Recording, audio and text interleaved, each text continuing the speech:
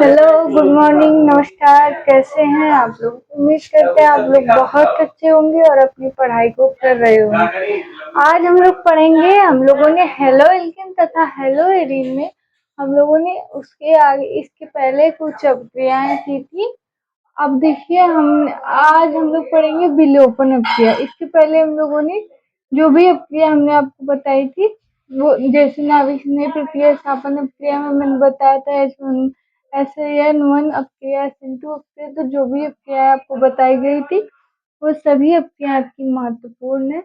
आज देखिए हम लोग पढ़ेंगे कि विलोपन अपक्रिया क्या होती है। मतलब विलोपन अपक्रिया हमको पता होना चाहिए कि विलोपन अपक्रिया किस प्रकार होती है। तो जैसे कि विलोपन अपक्रिया में देखिए मैंने लिखा है कि एल्किल हैलाइड एल्कोहली क्षार के साथ अपक्रिया करके विलोपन अपक्रिया के द्वारा एल्कीन बनाता है। पहला क्या हमको लेना है? Alkyl halide. दूसरा लेना है एल्कोहली क्षार। तो पहला हम लोगों ने लिया है एल्किल हैलाइड। एल्किल हैलाइड मतलब आर्यन। आर की जगह पे हम लोगों ने लिया है CH3CH2 CH3CH2। अब हैलाइड मैंने बताया था आपके चार होते हैं, FCl Br I। अब देखिए यहाँ पे देखिए एल्किल की जगह CH3CH2 लिया गया है और हैलाइड की जगह Cl लिया गया है प्लस KOH लिया गया है। यानी कि देखिए क्या कहा गया, एल्किल हैलाइड ले लिया हम लोगों ने। अब कहा है कि एल्कोहली क्षार, तो एल्कोहली आपका क्षार कौन सा होता है? KOH, NaOH, कुछ भी ले सकते हैं आप लोग। तो एल्कोहलिक क्षार हम लोगों का KOH है। देखिए मैंने AlC लिखा है, मतलब कि एल्कोहलिक। AlC मतलब होता है एल्कोहलिक। तो क्या हुआ? CH3CH2Cl plus KOH alcoholic arrow CH2। अब देखिए कैसे बना। जैसे जब भी कोई चीज टूटती है या जुड़ेगी, यानी कि अगर निकलेगी या फिर जुड़ेगी तो उसमें क्या होते हैं? बंध बनते। क्या बनते? बंध बनते। तो इसमें कितने बनते? एक बनते। एक बंध से जुड़ा हुआ था। तब क्या है, जैसे कि हमारा CH3 में से यहाँ पे से एक केस निकल गया। क्या निकला? एक केस निकल गया तो ये बन गया CH2 डबल बॉन्ड। यहाँ से मान लीजिए यहाँ पे CH2 है तो यहाँ से या कहीं से भी H निकला होगा तो ये बना CH2 डबल बॉन्ड CH2 बना और प्लस KCl बना। यहाँ का K, यहाँ का Cl बना। और हमने बोला था यहाँ से H निकला तो क्या बना? H2O। क्या बना? यहाँ का H और यहाँ का एक H निकला तो H2, यानी कि दो H हो गया तो H2 और O क्या बन गया? H2O। क्या बन गया? H2O। कैसे हुई विलोपन अपक्रिया? जैसे देखिए हम लोगों ने एल्किल हैलाइड लिया। एल्किल की जगह पे हम लोगों ने CH3CH2। एल्किल मतलब R होता है तो R, देखिए R की जगह लिया गया है CH3CH2। अब X की जगह लिया गया है Cl। हमने बताया था कि X मतलब हैलाइड, और हैलाइड हम लोग चार इस चैप्टर में पढ़ते हैं कि FCl Br I की चर्चा होती है। तो क्या हम लोगों ने Cl लिया है? क्या लिया है? हैलाइड की जगह Cl लिया है। आप FCl Br I क्यों, इसमें से किसी भी हैलाइड को ले सकते हैं। तो यहाँ पे क्या था, ये देखिए Cl है। अब Cl एल्किल हो गया, हैलाइड हो गया। अब कहा है कि एल्कोहलिक क्षार। अब देखिए KOH क्या है हमारा? एक क्षार होता है। अब इसने बोला है कि एल्कोहलिक क्षार, तो यहाँ पे देखिए एल्कोहलिक KOH है। क्या है? एल्कोहलिक KOH है। यहाँ पे AlC लिखा है, यानी कि यह एल्कोहलिक क्षार है। क्या है? एल्कोहलिक क्षार। AlC मतलब एल्कोहलिक क्षार।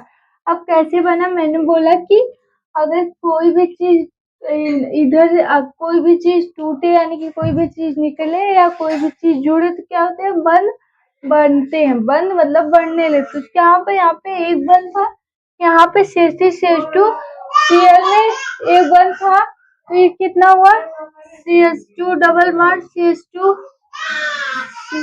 डबल बॉन्ड CH2 हो जाएगा plus CH2 double bond CH2 plus यहाँ का K, यहाँ का Cl, KCl, फिर H और यहाँ का H तो H2 और यहाँ का O, तो क्या हो जाएगा? ये H2O हो जाएगा। क्या हो जाएगा? H2O। अब देखिए हमने बता दिया आपको कि ऐसे ही रिएक्शन होगा, कैसे ऐसे ही रिएक्शन होगा। अब देखिए सेट-जैक नियम क्या होता है? सेट-जैक नियम क्या होता है? किसी द्वितीयक एल्किल हैलाइड का विहाइड्रोहैलोजनीकरण की अभिक्रिया में किसी द्वितीयक एल्किल हैलाइड का विहाइड्रोहैलोजनीकरण की अभिक्रिया में हाइड्रोजन परमाणु के साथ हाइड्रोजन परमाणु उस निकटवर्ती कार्बन परमाणु से अलग होता है जिसमें हाइड्रोजन परमाणुओं की संख्या कम हो।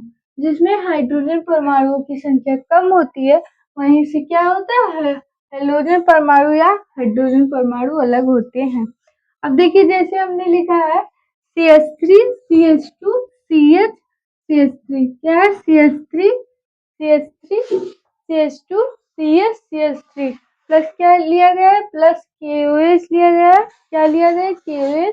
फिर एरो हमारा बना CH3 CH double bond CH CH3 CH3 CH double bond CH CH3। मैंने बोला था कि कोई भी चीज जुड़े या फिर टूटे तो क्या होता है, बंद बढ़ते हैं। तो क्या हुआ, ये CH3 CH double bond CH CH3 बना, प्लस क्या बना, HCl बना, प्लस H2O बना। क्या बना, HCl और H2O बन गया।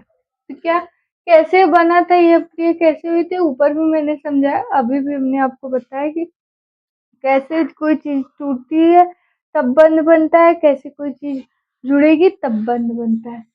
तो हम लोगों ने विलोपन अभिक्रिया देखा। तो विलोपन अभिक्रिया के अंतर्गत एक नियम आता है जिसे सेट-जैक नियम कहते हैं। क्या कहते हैं, सेट-जैक नियम कहते हैं। तो विलोपन अभिक्रिया क्या होती है, एल्किल हैलाइड एल्कोहलिक क्षार के साथ अभिक्रिया करके विलोपन अभिक्रिया के द्वारा एल्कीन बनाती है। क्या, एल्कीन बना। तो ये तो मैंने आपको बताया कि विलोपन अभिक्रिया क्या होती है, हमने विलोपन अभिक्रिया के बारे में आपको बताया। अब देखिए विलोपन अभिक्रिया का रिएक्शन भी मैंने आपको समझाया। उसके बाद देखिए हाँ उसके अंतर्गत मैंने बताया कि एक नियम पाया गया, क्या, सेट-जैक नियम, जो कि हम लोग को पढ़ना है और हमारे बोर्ड एग्जाम में पूछा जाता है। तो इसे क्या कर लीजिएगा, आप लोग ट्रिक कर लीजिएगा। ट्रिक का मतलब क्या है, मोस्ट इम्पोर्टेंट है। सेट-जैक नियम क्या बोलता है या क्या कहता है, किसी द्वितीयक एल्किल हैलाइड का विहाइड्रोहैलोजनीकरण की अभिक्रिया में हाइड्रोजन परमाणु के साथ हाइड्रोजन परमाणु हैलोजन परमाणु के साथ हाइड्रोजन परमाणु उस निकटवर्ती कार्बन परमाणु से अलग होता है जिसमें हाइड्रोजन परमाणुओं की संख्या क्या हो, कम हो। संख्या क्या हो, कम हो। वही चीज हमने कहा था कि कोई भी टूटे यानी कोई भी चीज अलग होए या जुड़े तो क्या बंद बढ़ते हैं। तो क्या ये बंद से डबल बॉन्ड होता है। तो वही चीज है CH3 CH2 CH CH3, फिर ये बना CH3 CH double bond CH CH3 बना।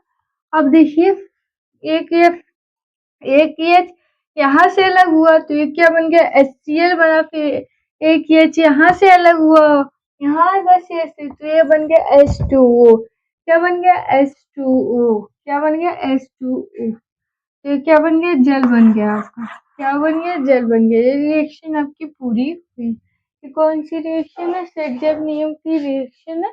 ऐसे ही बस आपको लिखना होगा और ये तुरंत एक बार लिखेंगे या जैसे मैंने बताया ये जो परिभाषा डिफिनीशन है उस हिसाब से आप कर लेंगे, रिएक्शन को करेंगे तो आपको वो चीजें आ जाएंगी करने। आप कोई भी रिएक्शन कोई भी ले सकते हैं लेकिन इसके अनुसार जो मैंने आपको डिफिनीशन दी है इसके अनुसार आप कोई भी रिएक्शन की जगह पे कोई भी एल्किल समूह रख सकते हैं।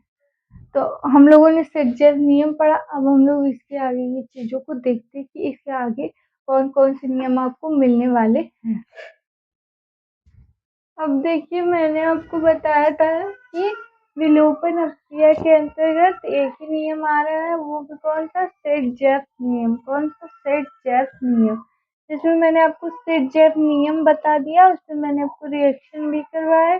मैंने आपको कहा था कि आप इसमें एल्किल समूह पर कुछ भी लेंगे तो क्या आपका कुछ भी लेकर मतलब एक ही समूह होना चाहिए, उसमें लेकर आप लोग रिएक्शन करवा सकते हैं।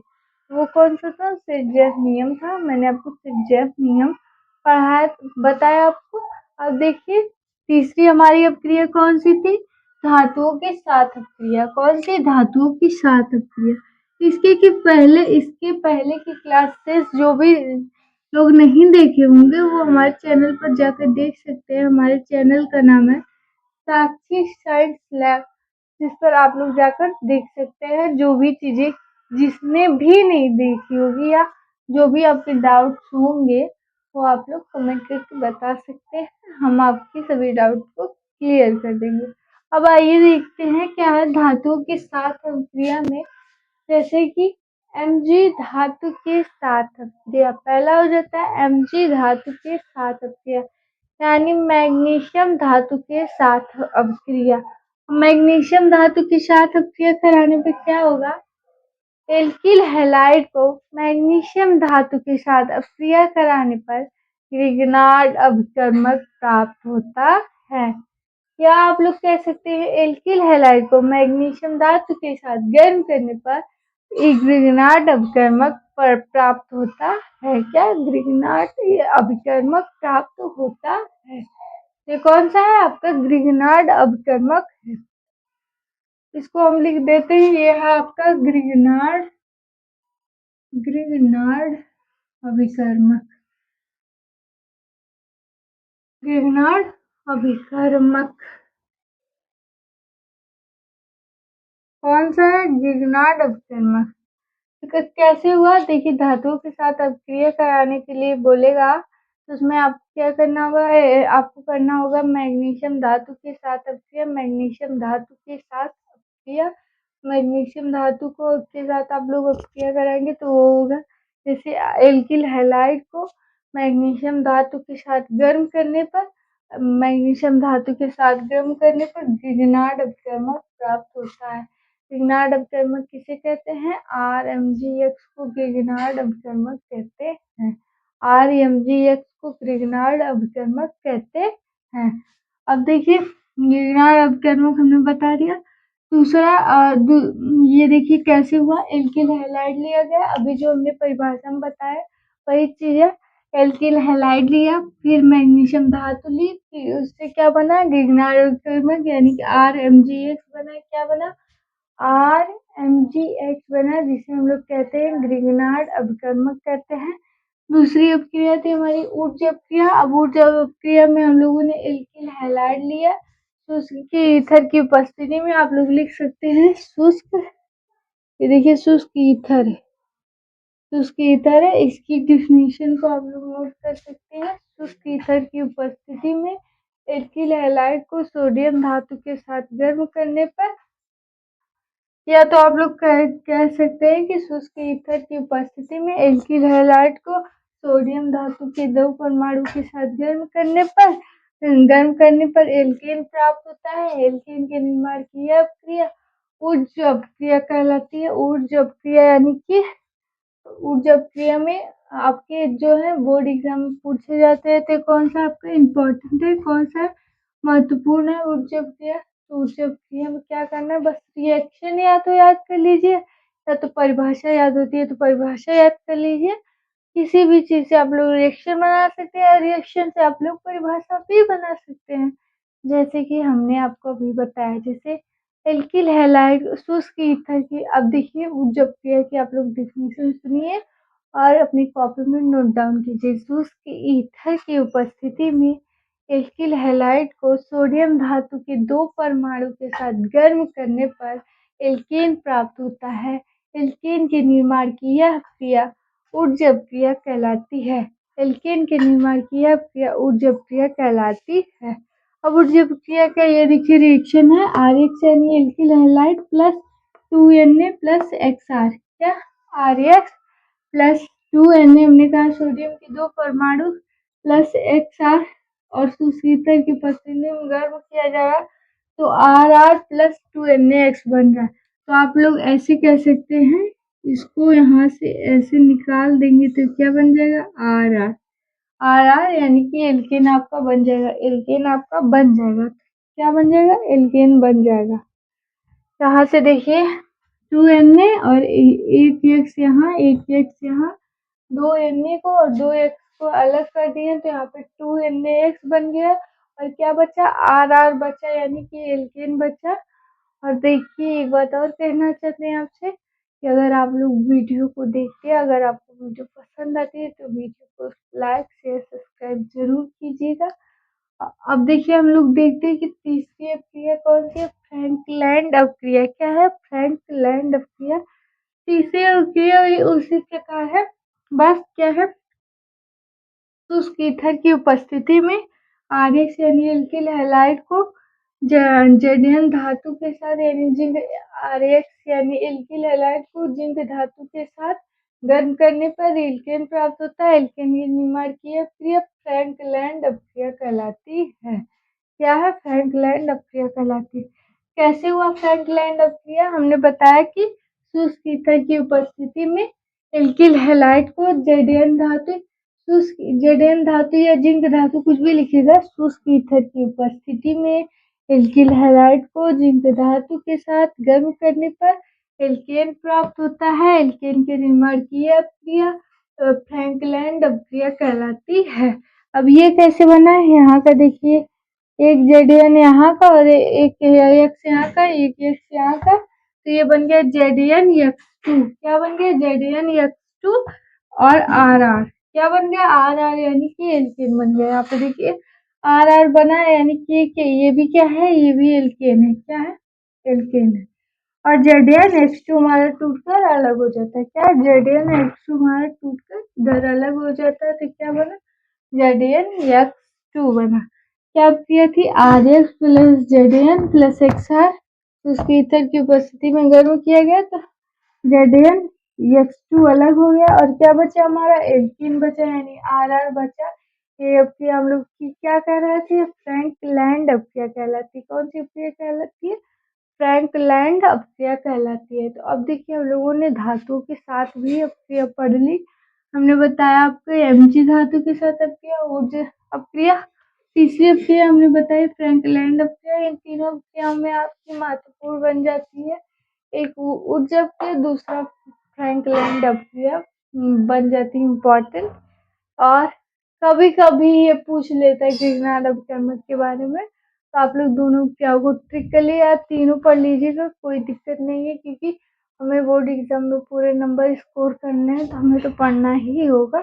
और ज़्यादा से ज़्यादा आप लोग पढ़ेंगे तभी अपने नंबर को स्कोर कर पाएंगे। तो ये देखिए सभी क्रिया हमने बता दिया आपको। अब हम लोग इसके आगे की अप्रिया को देखते हैं कि इसके आगे कौन कौन सी अप्रियाएं होती है।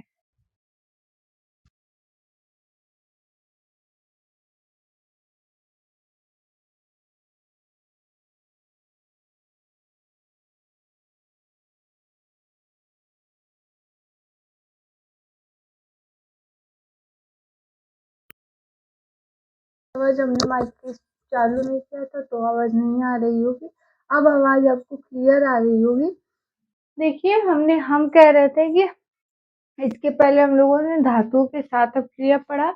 अब हम लोग पढ़ेंगे कि अपचयन अपक्रिया क्या होती है, मतलब अपचयन अपक्रिया किस प्रकार होती है। तो बस आप लोग इतना समझ लीजिए कि एल्किल हैलाइड के अपचयन से क्या प्राप्त होता है, एल्केन प्राप्त होता है। क्या प्राप्त होता है, एल्केन प्राप्त होता है। वही चीज है कि अपचयन अपक्रिया कैसे होगी, यहाँ पे एल्किल हैलाइड लिया जाएगा प्लस H2 लिया जाएगा। क्या, एल्किल हैलाइड प्लस H2। ये मैं अपचयन अपक्रिया की सभी कंडीशन को बता रही हूँ आपको। ये देखिए एल्किल हैलाइड है, ये देखिए तीन कंडीशन इसकी बनी है कि कैसे अपचयन। और मैं वही चीज पढ़ाती हूँ जो आपके बोर्ड एग्जाम में आए थे, वही हमने कहा था पहले भी और आज भी कह रहे हैं, तो वही चीज पढ़ाई जा रही है। जैसे कि एल्किल हैलाइड लिया जाए प्लस H2 लिया जाए, मतलब एल्किल हैलाइड का हाइड्रोजनीकरण करने पर पीटी या पीटी या एनआई या पीडी की किसी की भी उपस्थिति में इसका हाइड्रोजनीकरण करने पर यह बना R H plus H x बना। क्या बना, R H plus H x बना। देखिए एच टू जो है ये कैसे टूटता है, एच और एच में टूटता है। क्या टूटता है, एच और एच में टूटता है। तो ये बना, ये देखिए ये वाला बना आर एच बना, और देखिए आर एच बना यानी कि ये क्या बन गया, एल्केन बना। फिर एच एच, आर एच यानी एल्केन प्लस एच एच, दूसरा हो जाता है RH प्लस 2H। अब इस 2H का मतलब है कि नवजात हाइड्रोजन। क्या होता है? नवजात हाइड्रोजन। ये जो 2H है आपका, ये कौन सा है? नवजात हाइड्रोजन। ऊपर तो H है, यहाँ पे देखिए 2H। इसकी अभिक्रिया दूसरी कंडीशन में 2H यानी कि नवजात हाइड्रोजन या कॉपर युग्म या C2H5OH यानी कि अल्कोहल की उपस्थिति में भी करवा सकते हैं। तो इसमें भी क्या प्राप्त होता है? RH प्लस HEX प्राप्त होता है। RH प्लस HEX प्राप्त होता है। ये R यहाँ का ये 2H है तो RH प्लस HX बन जाता है। अब तीसरी अभिक्रिया हमारी है। तीसरा ऑप्शन किससे होता है? लाल फास्फोरस की उपस्थिति में एल्किल आयोडाइड को हाइड्रोजन आयोडाइड के साथ गर्म करने पर RH यानी एल्केन प्राप्त होता है प्लस I2 प्राप्त होता है। अब देखिए क्या Ri प्लस HI एरो लाल फास्फोरस फिर RH यानी एल्केन प्लस I2। अब देखिए हमने तीनों पढ़ लिए। कौन सी अपचयन क्रिया में सब कुछ पढ़ लिया। तो हमने मोनो हेलो एल्केन में, जब हम लोग मोनो हेलो एल्केन पढ़ रहे थे, तो मैंने उसमें आपको रासायनिक गुण 4 बताए थे। एक नाभिक स्नेह प्रतिस्थापन अपक्रिया, दूसरा धातु की 7 अपक्रिया, तीसरा विलोपन अपक्रिया, चौथा आपका अपचयन अपक्रिया। तो हमने 4 अपक्रिया आपको बताई थी, जिसमें से हमने चारों अपक्रियाओं को कर लिया। देखिए आखिरी थी हमारी अपचयन अपक्रिया, जो कि हमने अपचयन अपक्रिया भी आपको बता दी। अब देखते हैं कि डाई हेलो एल्केन क्या होता है। तो डाई हेलो एल्केन कैसे प्राप्त होता है? ये देखिए CH4 क्या है? मीथेन है। क्या है? मीथेन। मीथेन का क्लोरीनीकरण करने पर प्रकाश की उपस्थिति में, ये देखिए HNU है। HNU को क्या कहते हैं? प्रकाश की उपस्थिति। प्रकाश की उपस्थिति में मीथेन को क्लोरीन के साथ गर्म करने पर CH3Cl प्राप्त होता है प्लस HCl प्राप्त होता है। फिर उसी CH3Cl को Cl2HNU यानी प्रकाश की उपस्थिति में गर्म करने पर डाई हेलो एल्केन प्राप्त होता है और HCl प्राप्त होता है। या आप डाई हेलो एल्केन को ऐसे कह सकते हैं कि प्रकाश की उपस्थिति में मीथेन का क्लोरीनीकरण करने पर, या फिर मीथेन की क्लोराइड के साथ अपक्रिया कराने पे, या फिर आप लोग कह सकते हैं मीथेन को क्लोरीन के साथ गर्म करने पर डाई हेलो एल्केन प्राप्त होता है। डाई हेलो एल्केन के निर्माण की मतलब डाई हेलो एल्केन प्राप्त होता है और यह अपक्रिया डाई हेलो एल्केन अपक्रिया कहलाती है। तो आप लोग किसी भी प्रकार से कह सकते हैं, बस आपको चीजें याद होनी चाहिए और रिएक्शन आपको सही करना आना चाहिए। अब देखिए जैसे हमने आज भी अभी हमने बताया कि अब हम लोग अपचयन अपक्रिया कौन सा, मोनो हेलो एल्केन में की अपक्रिया में अपचयन अपक्रिया कौन सा लास्ट पढ़ रहे थे। तो उसमें मैंने आपको 3 अपक्रियाएं बताई, जैसे कि RX plus H2 arrow PT या PNI या PD की उपस्थिति में RH बना यानी एल्केन बना प्लस HX बना। फिर दूसरा अपचयन किसकी उपस्थिति में हुआ? जिंक कॉपर युग्म की उपस्थिति या एथिल अल्कोहल की उपस्थिति में क्या गर्म करने पर RX यानी एल्किल हैलाइड को इसका 2H के साथ अपक्रिया कराने पर हमको RH यानी एल्केन प्राप्त हुआ प्लस HX प्राप्त हुआ। तीसरा हमने आपको बताया था कि एल्किल आयोडाइड को हाइड्रोजन आयोडाइड के साथ गर्म करने पर वो भी लाल फास्फोरस की उपस्थिति में एल्केन प्राप्त होता है प्लस I2 प्राप्त होता है। अब हमने बताया कि अपचयन अपक्रिया हम लोग की मोनोहेलोजेन की कौन सी लास्ट अपक्रिया थी। अब देखिए डाई हेलो एल्केन क्या होता है। डाई हेलो एल्केन मीथेन का प्रकाश की उपस्थिति में मीथेन का क्लोरीनीकरण करने पर डाई हेलो एल्केन प्राप्त होता है। प्रकाश की उपस्थिति में मीथेन का क्लोरीनीकरण करने पर क्या प्राप्त होता है? डाई हेलो एल्केन प्राप्त होता है। कौन सा? डाई हेलो एल्केन प्राप्त होता है। तो ये कैसे बना ये अपक्रिया फिर से बता देना। जैसे इधर देखिए लिखा गया है ना, यही चीज मैं आपको समझा देती हूँ, यही पे समझा दे। जैसे CH4 है प्लस Cl2 लिया गया, CH4 है और Cl2 लिया गया, इसमें HNU की उपस्थिति यानी प्रकाश की उपस्थिति में गर्म किया गया। तो क्या इससे एक Cl जुड़ा के बना CH3Cl बना और यहाँ से एक ये अलग हुआ तो ये यहाँ का एक Cl और यहाँ का एक गैस तो बन गया HCl बन गया। अब यहाँ पे कौन सा बना, मेथिल क्लोराइड बन गया। क्या आप लोग कह सकते हैं CH3Cl या क्लोरोफॉर्म बना। दूसरा क्या है CH3Cl। अब ये जो CH3Cl था, इसी CH3Cl को यहाँ पे लाएंगे, क्या बनेगा, मतलब क्लोरोफॉर्म का। अब क्लोरीनीकरण करने पर प्रकाश की उपस्थिति यानी HNu की उपस्थिति यानी प्रकाश की उपस्थिति में क्लोरोफॉर्म का क्लोरीनीकरण करने पर डाई हेलोअल्केन प्राप्त होता है, यानी CH2Cl2 प्राप्त होता है प्लस HCl प्राप्त होता है। ये हमारी कौन सी है, डाई हेलोअल्केन की अभिक्रिया है। तो कैसे, ये देखिए आपका डाई हेलो एल्केन है, क्या कौन सा है, डाई हेलो एल्केन है। CH2Cl2 क्या है आपका, डाई हेलो एल्केन है, क्या है, डाई हेलो एल्केन है आपका। तो आज के लिए बस इतने ही। आज हम लोगों ने डाई हेलो एल्केन के बारे में थोड़ा सा जाना।